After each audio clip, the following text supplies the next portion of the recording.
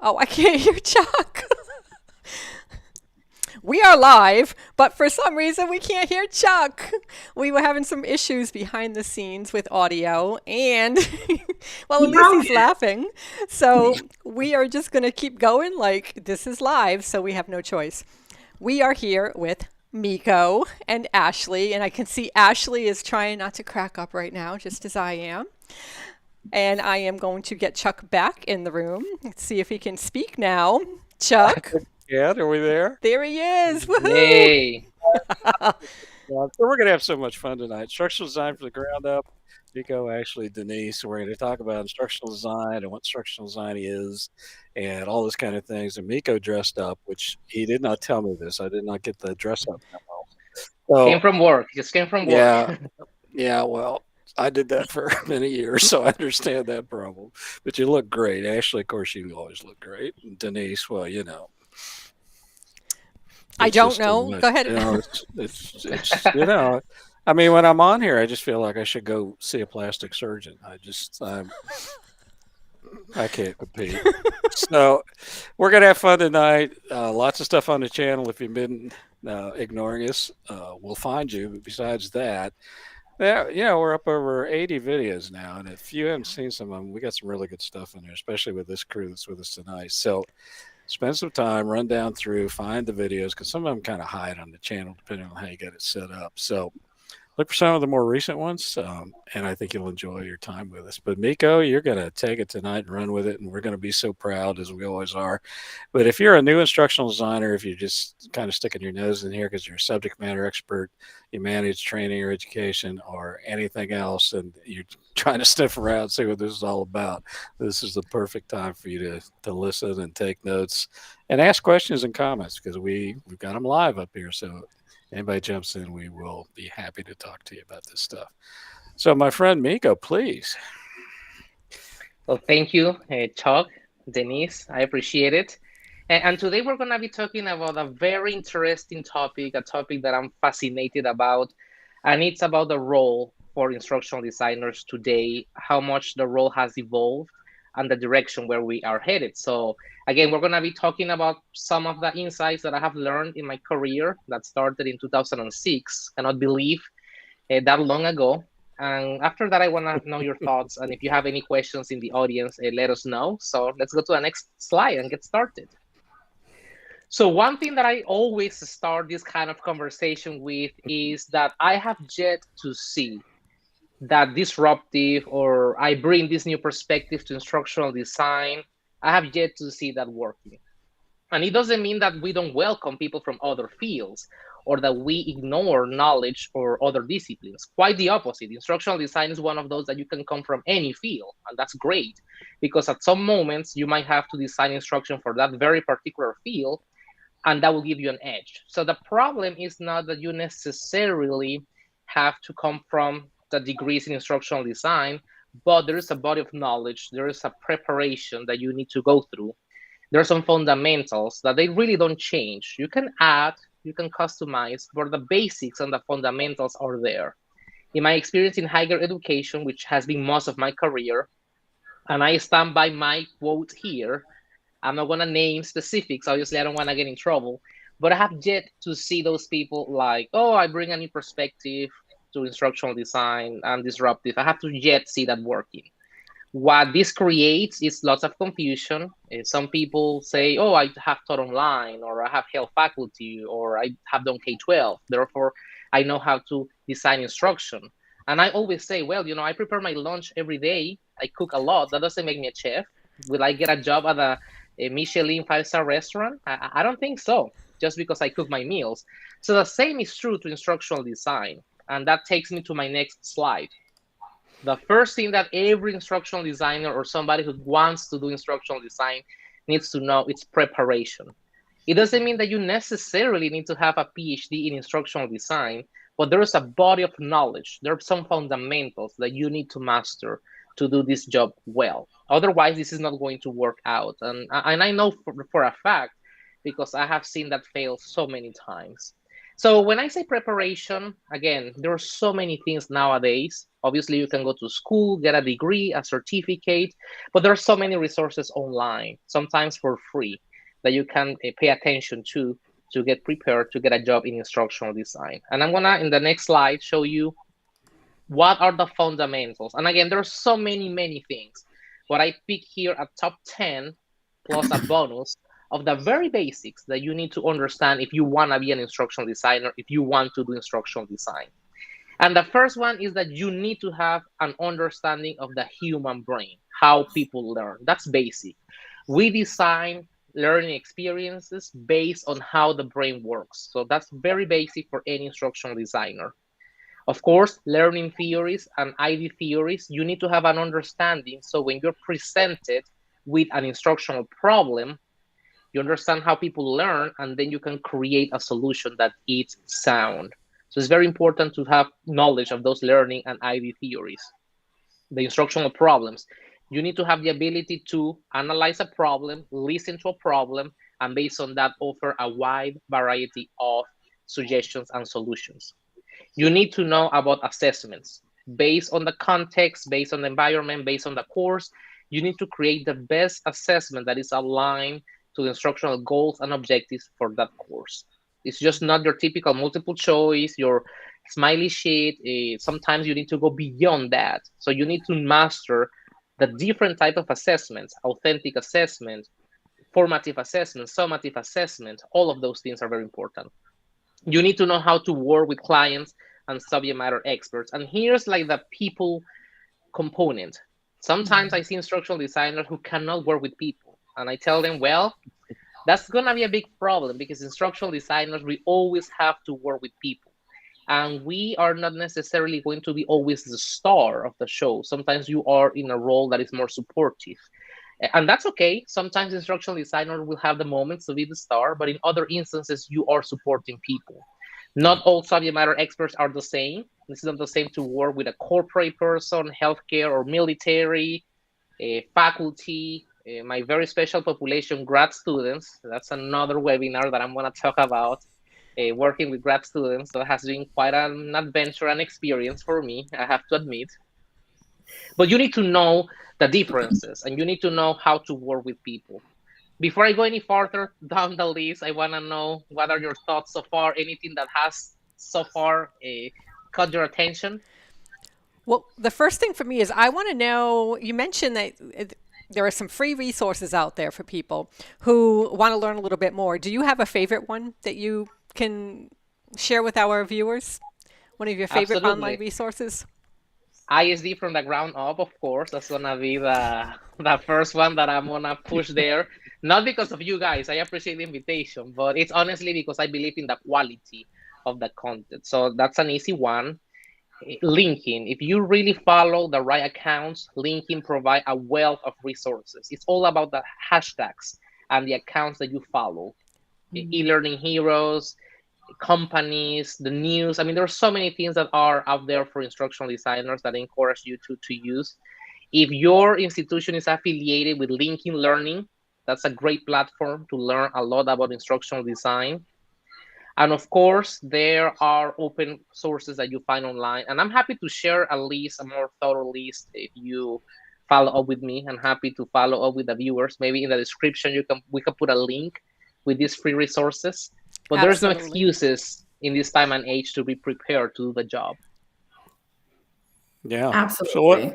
So what do you think of YouTube channels? You heard any good YouTube channels, instructional design? Well, there are a couple things. The problem is like they're more oriented to micro learning, and that's okay, that's fine. But I think sometimes people, to be prepared to do this job, you need more content. So that's the part that so it's okay to watch those shorter videos, those podcasts. Podcasts are great as well, but you need to know that sometimes that's not enough. That's just the beginning of the conversation, the beginning of the journey. You have to pursue more in preparation for this job. But Instructional Design from the Ground Up is a great YouTube channel, which I highly recommend. Yeah. Have we said that enough or not? Yeah, I've heard of it. Maybe we can put a link in here. You know, Yeah, the other thing that I think is important that people forget too is seasoned instructional designers should have in-service upgrades. They should not think that once they think they know what they're doing, that it all stops. No, my friends, it does not all stop. This is a field that changes every 5 minutes. And when you get these basics down, you start to get some traction. You still need to keep in service and keep up with this field.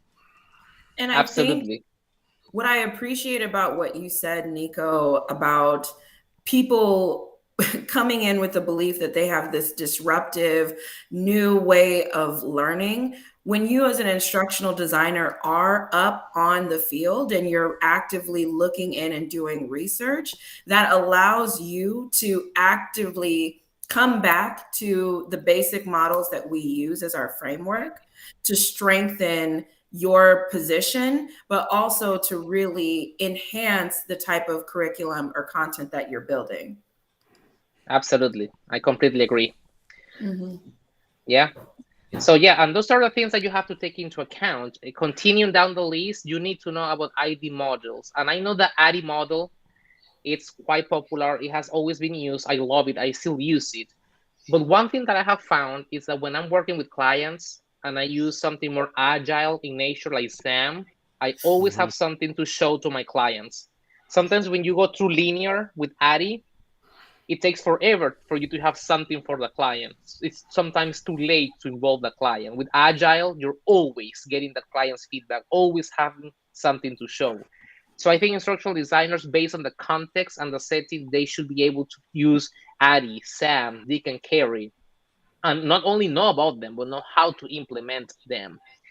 Analysis, even though you might not think about it, being able to look at a large number of data, a lot of data, interpret the data, understanding the learning, evaluations. You need to interpret those and use that to customize instruction, to refine instruction, to evaluate instruction. So the analysis, sometimes people will come to you with a problem, and early on, you should be able to determine if it's an instructional problem or not.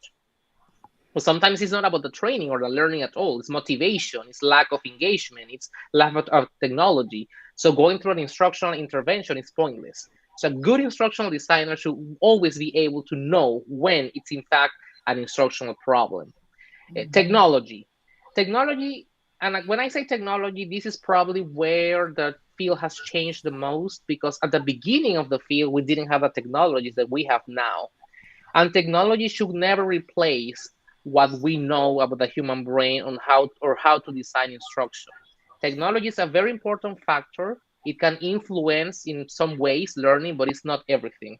And one time, if you decide that, hey, this technology is not going to work out, or you don't have the resources for technology, if you have a very strong instructional design background, you always find a suitable solution. And I'm going to give you an example, a very specific one. I'm a big fan of storyline to develop online content, but sometimes you don't have the sustainability. You don't have the funds to keep running storyline. You don't have the resources to train faculty. You don't have the resources to get the tool. But there are many self-paced models that you can build in PowerPoint. If you know how to insert buttons and hyperlink, you can create some sort of program instruction pathways with PowerPoint. Simple, easy to use, very cheap. The key element there is that as an instructional designer, I know how to design those instructions. The technology can change, and we have to be prepared for that, because the technology that we are using today is not going to be the same technology that we're going to be using in 10 years. But the fundamentals, they're going to remain the same. So yes, technology is not everything, and you have to be prepared to those changes in technology. The latest trends, same principle. You need to be aware of them, but don't become a groupie right away, because we always have this new thing that says, oh, I'm going to revolutionize the field. Now everybody talks about micro-learning to the point that some people believe that if the video it's longer than a minute, nobody can learn. That's not true. The human brain doesn't work like that.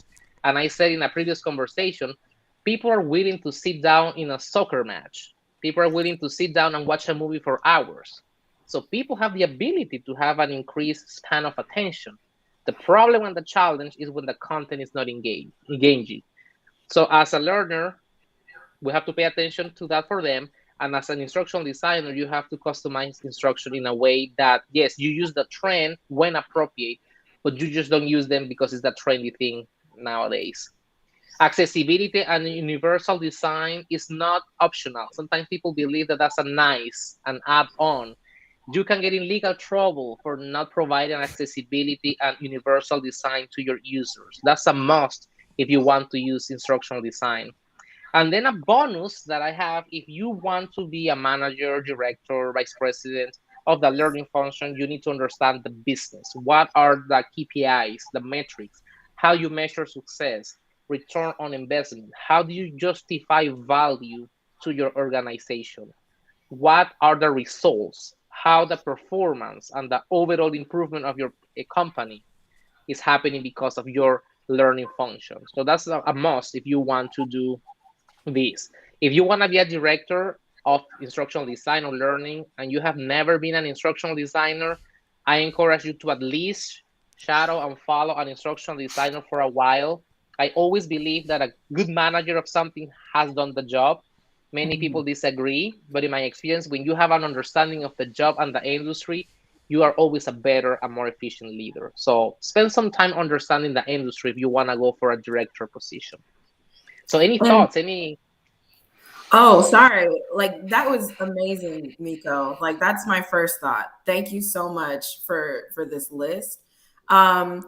What I love about what you said is really pointing out the liability that you fall under if your documents or your content is not 508 compliant. This elected official shall remain nameless. However, right before Christmas break in 2019, I was told off so bad because the person above me, who was not an instructional designer, but the director of my instructional design program, decided that we didn't need to incorporate closed captioning into our ethics training. And it was one of those things where, of course, one of the most senior members of the US House of Representatives has a senior legal counsel who is hearing impaired. And it was, if you've ever been told off by someone in a seat of power, it's one of those things you don't come back from. So that was the moment where I really took the time to, dig my heels in and find all the research I could to validate why this was important. So I love that you did that. That's really, really crucial. Yeah, thank you. And again, the problem, and I'm going to be very respectful of everyone, is that this is not different than architecture or medicine. You don't allow somebody with a medicine degree practicing medicine. You don't do that. Or with architecture. Instructional design, is true that we don't cure cancer, but we are too casual, allowing people in the field, pretending that we can do the job. As I said, we welcome everyone. We're very happy when we have new people into the field, and we're very supportive of people from other disciplines. But again, there is a body of knowledge. There are some experiences that you need to master before doing this job effectively. And if people debate and they want to get the easy way out, all they're doing is harm to the field, because then when you work with people see, oh, I don't see value in this. What is these people helping me? I can do that myself. And I think that's why lots of people think this is easy, because we have lots of people not knowing how to do instructional design, helping people to design instruction. So, and Tamara brings up a great point that I was going to bring up too. PowerPoint is a great tool, and I agree. One of the greatest things that I just heard you say that really made me happy was that a lack of technology should not be an obstacle to creating great design. Absolutely. So absolutely, yeah. Great. Well, and again, this is just the beginning. Instructional design is a whole career, but if I had to pick, I picked 10 plus a bonus. These are the 10 that at the very least, any person who wants to start in the field, they need to know about for sure. So next slide, we can continue. So that was for preparation. The second thing in our role for an instructional designer today, and that has always been in the past, and that will be the same way in the future, we are people who listen. You have to listen to the problem. You have to listen to the person. When I meet with a faculty member, when I don't do consultations anymore, I kind of miss that part of my job. But when I was an instructional designer, I will always sit down with the faculty members and I will listen. What's going on? and I will listen to all the problems they had. And then I said, okay, what's your dream when it comes to this course? Forget about the money, forget about the training, forget if it's hard, impossible. Let's dream for a second. What's what you want to accomplish? What do you envision in this course? And I will let you know what things are realistic or not. But listening to people takes you far. And I say that because we don't have a magical universal recipe for every course.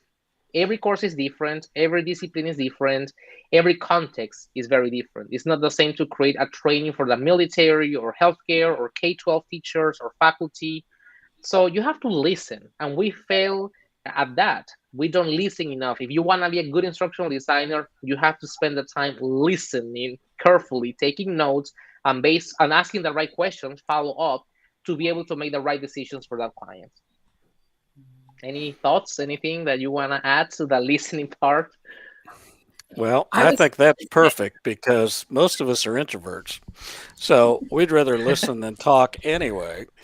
And also, early on in my career, I got a certificate in negotiations because I was negotiating contracts and doing different things. So I thought it was incumbent on me to learn how to do it.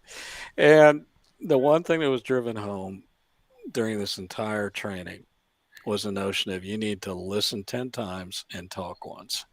And any instructional designer that tries to get ahead of a conversation or tries to tell people what they should be thinking or what they should be doing, then you've lost. There's no reason for you to even go to point B because your credibility is shot. And what we do best is listen and support and provide alternatives and do those kind of things. And I'm sure glad you put this in here, Miko, because I think this is right on target. Absolutely. Yeah.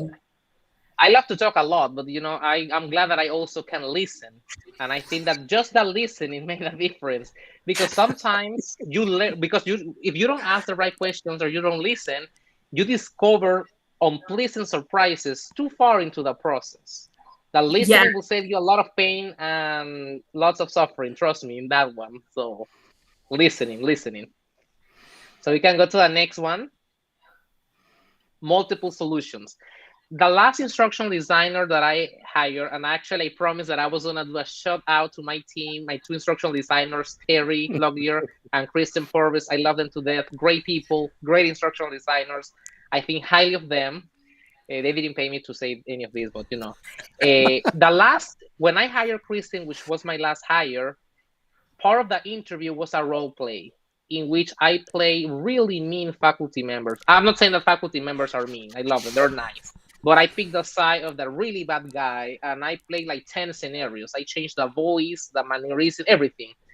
And I put the instructional designer candidates in the middle of these dilemmas, and they have to think fast and provide solutions. And again, that's where I know if you know your stuff. Because some people believe that there's one universal solution for everything, and that's not true. Depending on the context, depending on the factors, you have to be prepared with multiple solutions. Especially because the first solution that you might have for that instructional problem might not be suitable, might not be doable. So you have to be creative and provide sometimes 2 or 3 things that the faculty member or the subject matter expert can do. So I encourage everybody that, if you're hiring or if you're a director, I do the same thing as professional development. I meet with my instructional designers every now and then, and I ask them, bring me the hardest possible instructional scenarios. I'm going to be the instructional designer. You're going to be the faculty. And they come with scenarios, and I provide answers to those. That role-playing is a really great professional development tool to foster that creative thinking with offering multiple solutions. So if you want to be in instructional design, multiple solutions. I believe that role has changed in that way because before we had less resources. So obviously we had less solutions to offer, but now the possibilities are endless. So you have just to think outside the box a little when it comes to multiple solutions. Faculty members, clients, they love when they leave the conversation with answers, more than one solution, and when they leave with solutions and not with more trouble, more confusion, more problems. Absolutely. I love that. Follow up. Thank you, Ashley. Follow up.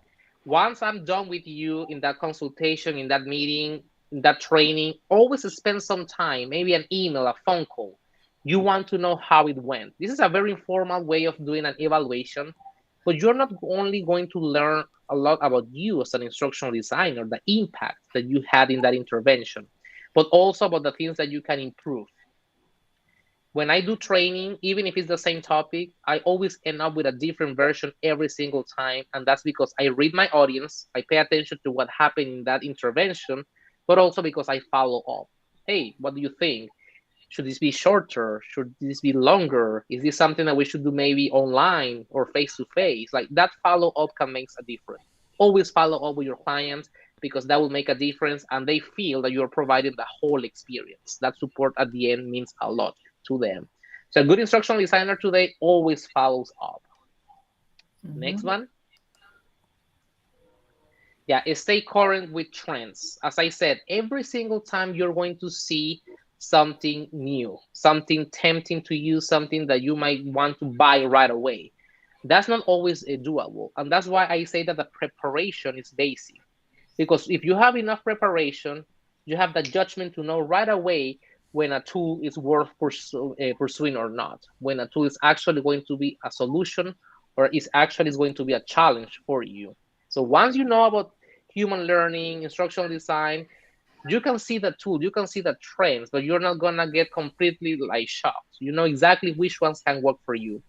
But I believe that no matter what, you will never reach your nirvana. There's always something new. I'm subscribed to magazines.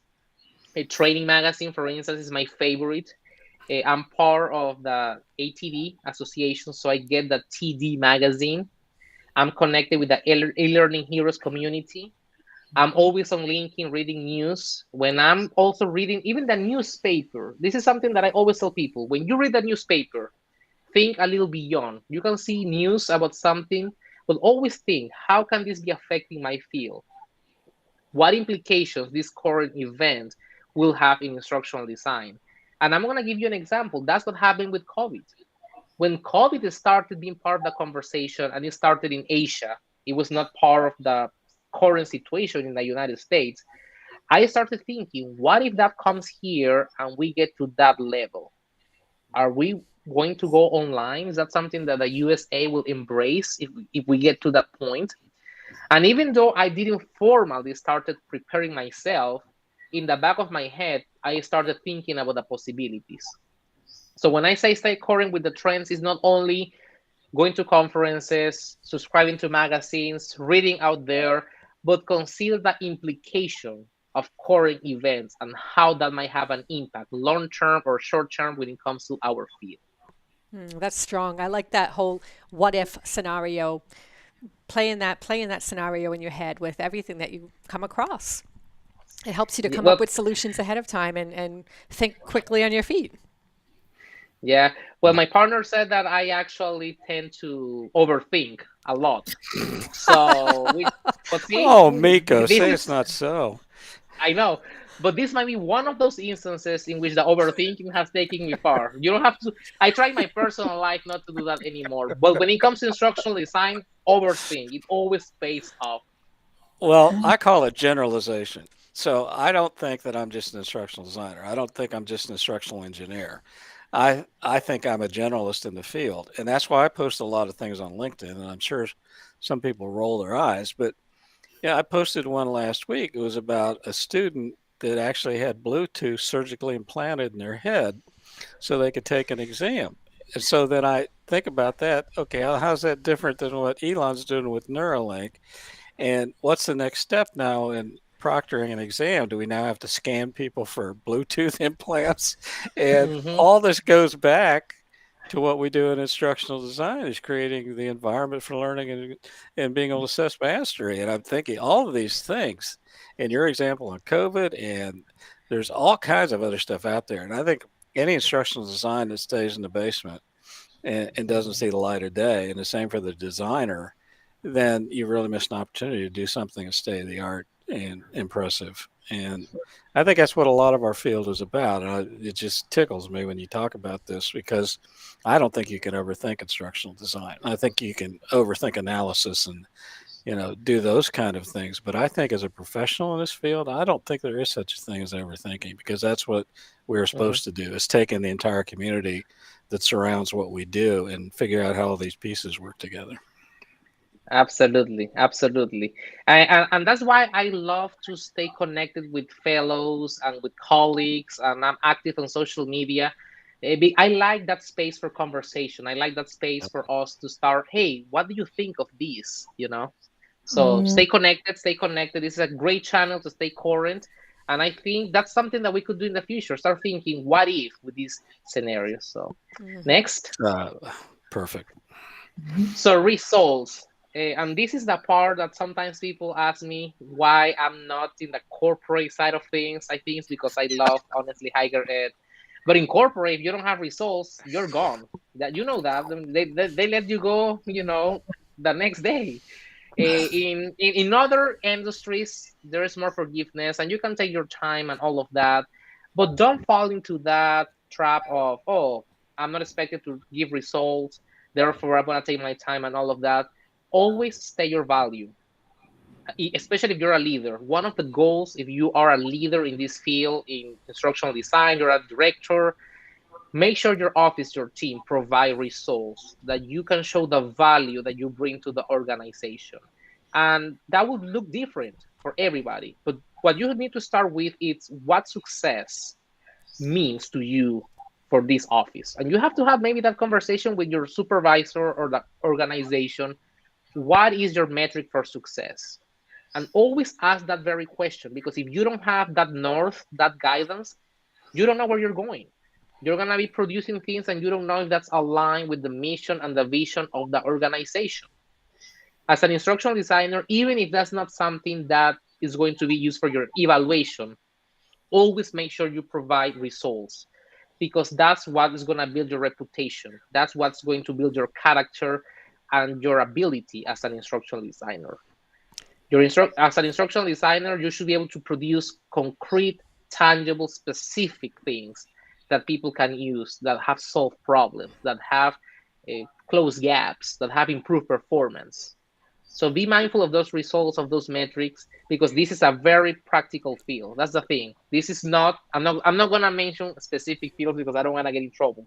But there are other fields where you can be more abstract and you can just, chat and have debates and conversations.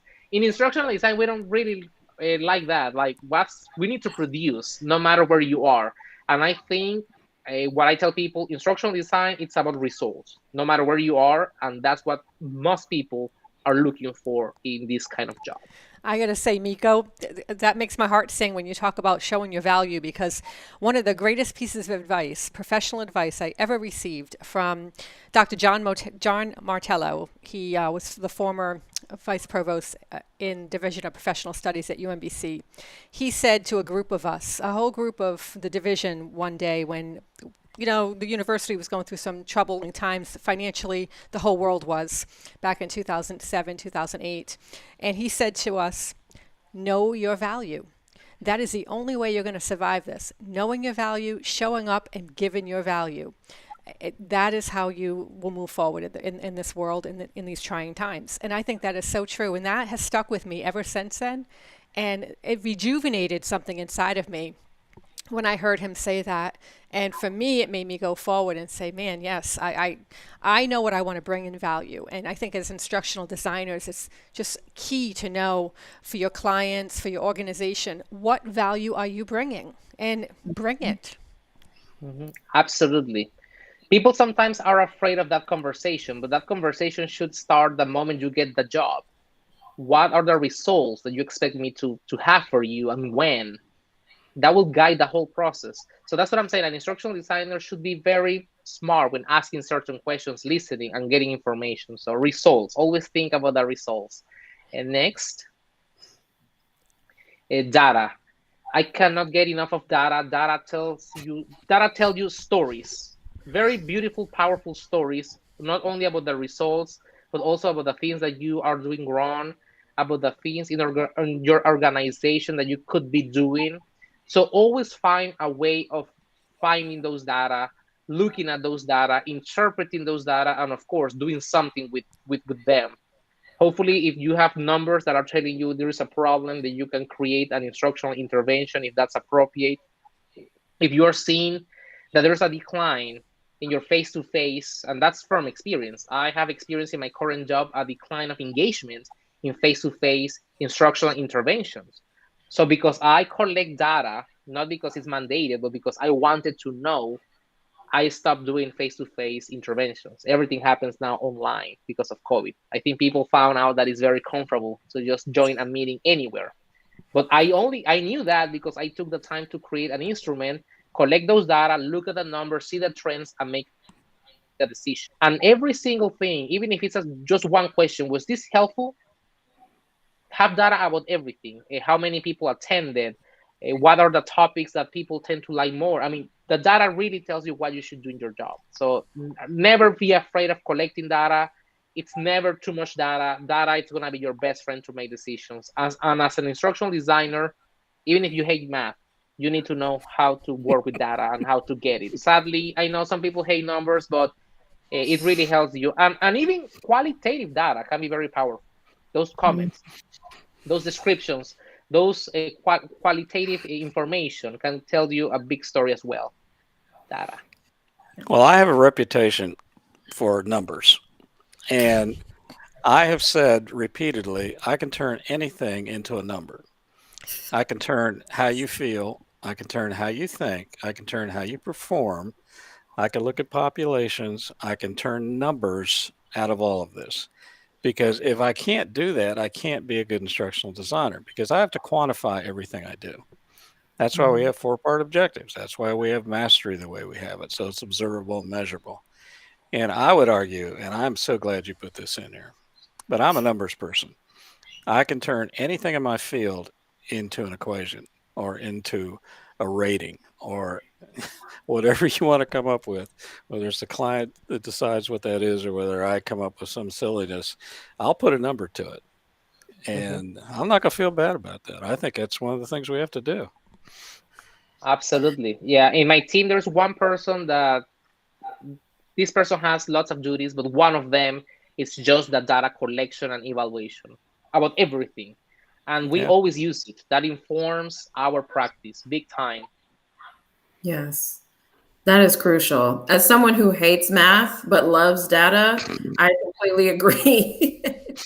I know how much you hate math, Ashley. I was not aware, Ashley. Is it that bad? Yeah, no, it's bad. I hate it.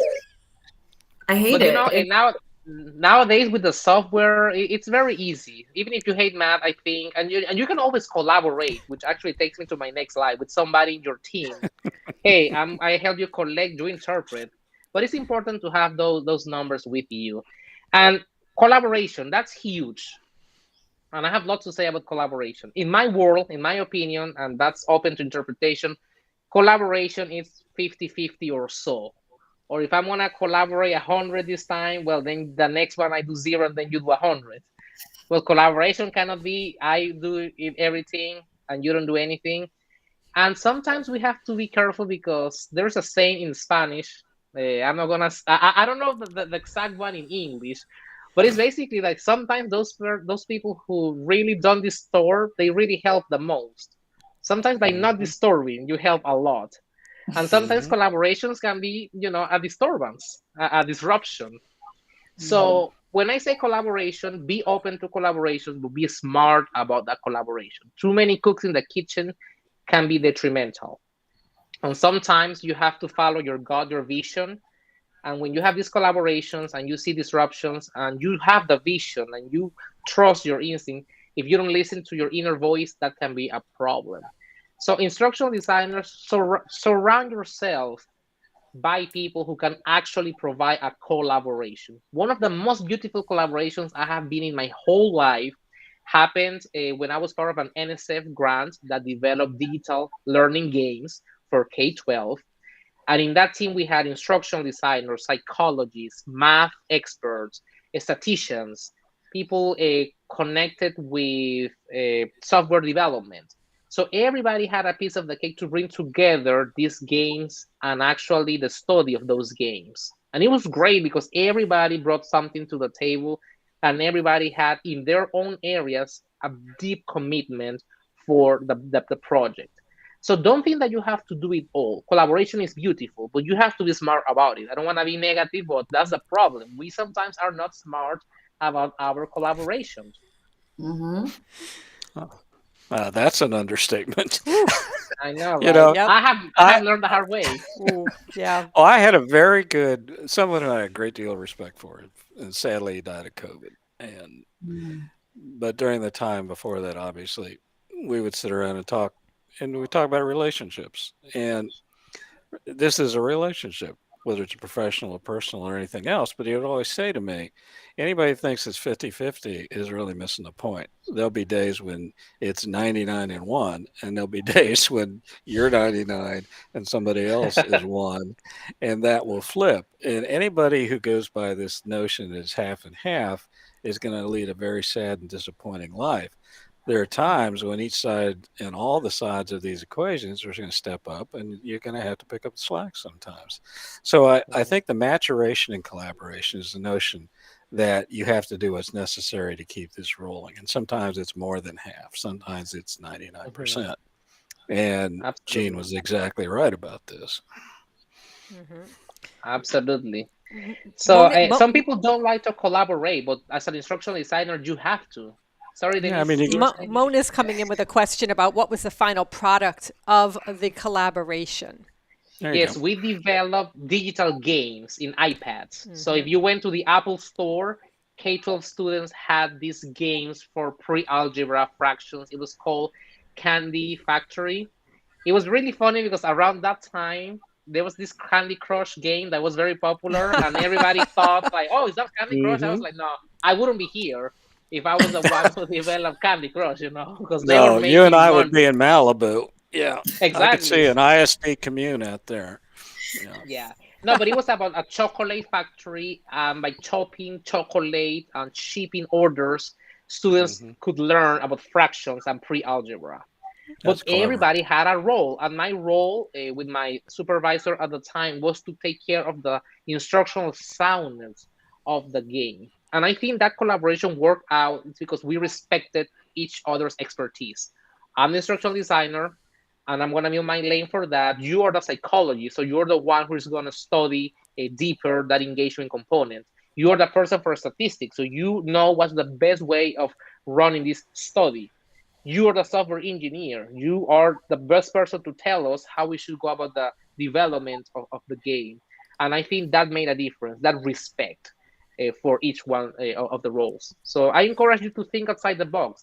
Your collaboration doesn't have to be with another instructional designer. Maybe you believe that you're enough as an instructional designer, nothing wrong with that. But maybe you need a subject matter expert, or you need somebody who knows more about technology to bring a project to life. So think outside the box, and again, be smart about those collaborations. When it's well done, they last forever. I have a great collaboration. A shout out to Alicia Johnson, a great colleague. She and I, we have been collaborating in this project-based learning, subject matter expert, a combo for some courses, and we have presented at conferences, and we are reinventing the wheel every single time. We learn more and more, and I think it's because of that respect and that commitment to be devoted to the goal. So That's, That's yeah. perfect. That's absolutely. And Mona, thank you for being here. I am going to talk to Denise and the rest of the crew here, but I think we're going to make you the viewer of the year. Um, I think so, Absolutely. You Mona. can Participation. definitely. Yeah, Yes. I think you're getting the first T-shirt when we start the merch. So thank you so much for I know. supporting us and being here with us. We really appreciate that, Mona. Thank you, Mona. And the next item is something that people believe this only applies in higher education, but not necessarily. I think a good, well-grounded instructional designers is able to research and practice bridge creation. Like they should be able to bridge that research and practice. I read a lot about the research to inform my practice, but I'm aware that sometimes that research doesn't really translate into the practice. And sometimes because I see the practice, I have conducted studies to understand why that's happening in those settings. I read a lot about studies, but I read also about the application. I think when you work with faculty, making that bridge makes your job easier. I have a scholarship in instructional design, especially in e-portfolios. Obviously, I have to conduct research. And that's not something that is not necessarily for everyone, but I'm telling you, it gives you an edge. I will consider that at least once, try to get into that research side of things. Maybe one study in your lifetime to understand the research of instructional design. And even if you don't want to actively do it, it doesn't hurt to read Tech Trends. Tech Trends is a great resource, that journal, because they present research but based on practice. I think that's a great example of that bridge that I'm talking about. So really, it doesn't hurt. Yeah. One time, for instance, I read this research study that was just very casual, and I learned that even with all the technology, with smartphones, laptops, tablets, all of that, students still prefer to use the desktops when they are taking certain assessments. Absolutely. And a research study actually found that out. And here we're thinking that everybody's taking the courses from the phone. So that's why the research is important, because now that I know that, I'm going to be promoting the fact that, yes, we still need to provide to students those resources, the traditional ones, those desktops, if we want to make this effective. And that not everyone is taking courses from the cell phone. Now I know that for a fact because I pay attention to the research. So it's great information. It's really great support for your practice and vice versa. If you're a researcher, I encourage you to start putting hands on, go to the real life settings, because you will find surprises there as well, that not everything that you see in research translates to practice, and you have to make some adjustments. So we both help each other here, research and practice.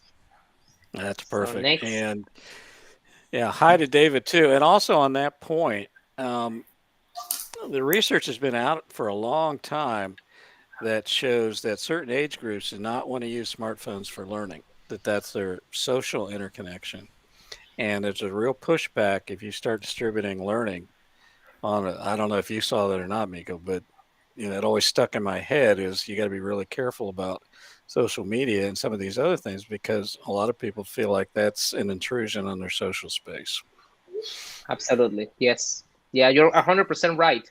Some people, they enjoy the use of social media, but if the grade is involved, it's my learning is going to be involved, they have second thoughts about that. So yes, you have to be careful. And I think that's one of those instances where you have to take into account your population. It's okay to negotiate sometimes to see the level of comfort that they might have with certain tools. It doesn't hurt asking how they feel about using certain trends and tools. And I saved the very last one for the end. That's my last one. And this is something that you can ask my team. I say at least 10 times a day, every day. Sometimes you have to take a risk. That's definitely something that I always say. I preach by that example. To grow, not only in instructional design, but in life, sometimes you have to take a risk. And I always use an example, and I think I mentioned that in another video. There was this tutorial that I created that was like 10 years ago or so. And I remember creating the whole thing, and I had to find a video to put into the content. And it was very late. I remember it was very late. It was nighttime. I was very sleepy. I was very tired. I had been working on that for hours. So I was surfing the internet, and I found a video that I think that even for today's standards, it's fairly scandalous. I'm not gonna talk in detail about that, but that woke me up right away. I was like, Jesus. It was about academic integrity, the thing that I was creating. Yeah, it was kind of racy, raunchy probably, but that woke me up right away. And I was like, Jesus, if that woke me up, I wonder what's going to do to the audience. And I had some hesitations, honestly. I really thought about it. And I was like, well, let's see what happens. So what's the worst that could happen, right, Miko? Yeah, and it went very well. Now, looking back, what I regret is like I should have probably started the whole thing with that. It was halfway there. Now, if I look back, that would have been the first thing, because once you see that, there's no way you're gonna disconnect from that experience. And I learned that in that moment, I was like, sometimes you have to make that kind of you have to take that kind of risk. And I have taken some risks that they have not gone well. I have done training, which I have said some jokes or things that I was like, okay, I'm sorry, never again. But now I know. I think when you take the risk and you fail, at least you know that that doesn't work. But you don't live with a what if. We are Mhm. living in a time and age in which people have seen it almost all. So to keep that engagement, to keep that surprise factor in the audience, sometimes you have to take a risk. And I believe that means that sometimes you have to start instruction with a powerful image. Taking a risk for me means current settings, current scenarios. Sometimes I can start with some trivia or some images or some videos about something that at first seems completely unrelated, something very shocking. But then as I start going through the instruction, people see, oh, that there is a connection. But I get that shock, that attention factor at the beginning. And that's why the risk is worth taking. We sometimes can fall into this pattern of doing the same thing. Oh, here comes the Office of Online Learning, doing the same thing, the same training, and all of that. And if you want to stay current, that's why you have to take the risk. Sometimes you have to create programs or sessions that push the envelope. People want more, and sometimes what you have to do is give people things that they don't even know they need or that they want. And you can only achieve that by taking a risk. Yeah, I know that sometimes it's better to be in the comfort zone, but the more you take this risk, the more you know yourself, and the more you're going to be prepared to any challenge. Very few things are going to get you off guard. And with that, I wanted to close because I cannot say that enough. Not only for this, you need to actually, not only for instructional design, but for anything in life, you have to take a risk. So with that, I ended the presentation. And the last thing that I had to say is the future, because people want to know where we're heading. I talk about everything so far, the past, some things that have changed, but people want to know, so what's going to happen? And of course, I don't know for sure. I don't have the Bible here. I'm not Nostradamus. So based on my research, my experience, and what I'm seeing as trends, these are the things that I consider are the future for instructional design. Obviously, there's going to be more competition. More people are going to be claiming that they can do this. Stay true to the origins of the field. Stay true to the preparation, and stand your ground, because you will find yourself with all this preparation, having to fight for a job with somebody who has never done this, has casually done something, have no idea of instructional design, and you need to stand your ground and provide your value. So be ready for that competition from outsiders. And again, I'm not against other people doing instructional design. All I'm asking for is just have the basic preparation to do this job. It's very important. We're going to see more online, more hybrid. No surprise to anyone, because of the pandemic. You are seeing more acceptance, more willingness, more desire to have more positions online, more job remote, more classes, more courses. There's going to be more options. Even the professional development, the conferences, you're going to see more of online and hybrid everywhere. You're going to see more authentic assessments. Many people are feeling that proctoring is too expensive, that is passe, that is too inconvenient, that you really don't assess the mastery of content knowledge. So you will see more people moving to authentic assessments. So make sure as an instructional designer, you know what an authentic assessment is and how you can design them, how they are good and well designed. Artificial intelligence, I don't even have to explain much here. You need to understand how that will affect instruction, what possibilities we have. Informal learning with social media, and that's the beauty of social media and informal learning. Sometimes you learn and you don't even know that you're learning. As an instructional designer, we have to prepare to leverage that information found in informal settings and how that can change learning for a human being. So we have to be prepared to use informal learning. We're going to see the appearance of instructional design in new industries. The other day I read that the Broncos, they hire an instructional designer in their team. You saw that, I I see, saw Denise. that. Yes, I saw that. Yeah, I'm like, oh, wait a what's yeah, happening that's here? something that, yes. So I think people are realizing the importance of learning, how much you can achieve when good learning takes place. So I think the role of the instructional designer is going to be more relevant, and you will see people like a team, a sports team, getting an instructional designer. But for that, we have to be prepared. So I still encourage you to know the fundamentals. But that's promising. That's great. The fact that you will see more relevance of this role in other industry.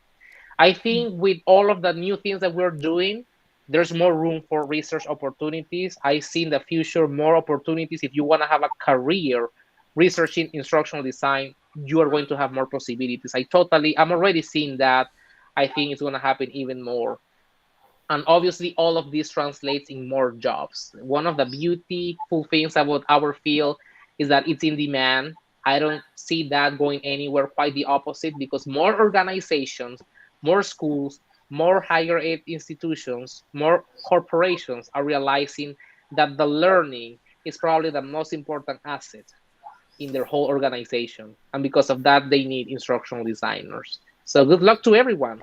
Let's get ready for the future because it's exciting for instructional designers. And with that, that's all I have. Thank you, guys.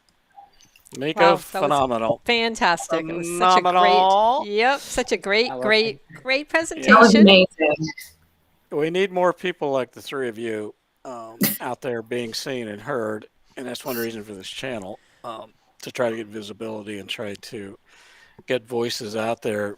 And it's amazing to me how much this field is not only growing because it grows every second, but how close it is to the tipping point of being something so much more.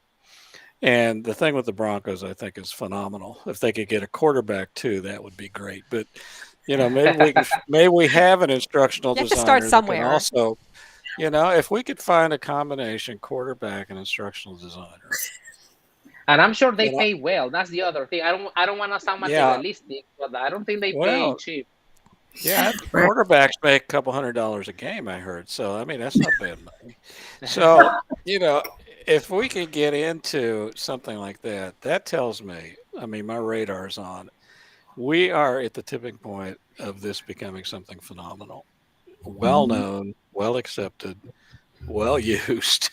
And all of us that have been out here throwing bricks for the last X number of years are going to finally see our dreams come to fruition, which is a universality of thinking and not accepting of us as great people or anything else, because who cares? But the notion is that the process works, and trained professionals in the field can make anything you do better. And it's not just education and training. It's about an organization too. The systems approach works. Systems engineering works. And all of these things are so important. And each time one of you comes on here and gives us a super lesson, I want to sit in the middle in the front row and take it all in. And I want everybody else to too, and especially those that know nothing about us, because I think there's so much here. So I know David's out there. David, so glad you're with us. And you will also get some merch if we ever get merch. And Mona, of course you are welcome. And I think we ought to have Mona on here. Mona, would you come on with us? I bet now she's going to hang up. I mean, it's one thing to come on, but to actually have your face identified with this program is probably too much. But I'm just so proud of all of you. So, I mean, it's been a tremendous evening. And for those of you watching, and most of you will see this in post, but just realize we do this many Tuesday evenings at 6. Our format is to educate and present information and then discuss.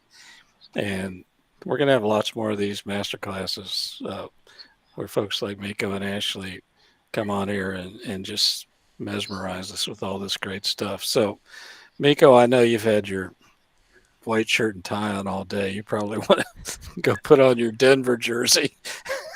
Yeah. Maybe they see me somewhere with that, I know people. Yeah, I'm gonna start wearing, athletic, sport wear, maybe, another team. That's honestly my hope, that other teams like, hey, we need an instructional designer, so they start hiring. Yeah. Well, now you got me thinking. I can't say anything on the air. Anyway, I will say thanks to all of you for joining us tonight. Thank you, Ashley. Thank you, Miko. Denise. Thank you for the invitation. Always happy to be here. Thank you for inviting me. Thank you. Yeah, you're a part of this, like it or not. And this may come up in your parole hearing, but we're so happy you're here. So remember, this channel is not monetized. We don't have Patreon. We're making no money at this, clearly, as you can tell by my shirt. I need to invest in a new clothing line. There's somebody's watching, owns a clothing store. I'm glad to have a sign up behind Send me. help. Send help. But no, we do this for the love of it. We love this field. We love the people in it. And we will continue this effort as long as there's a breath in us, I think, at this point. So 1 year and counting, 80 videos and counting. And thank you so much for being part of our community. Thank you, everyone. Thank you. Thank you.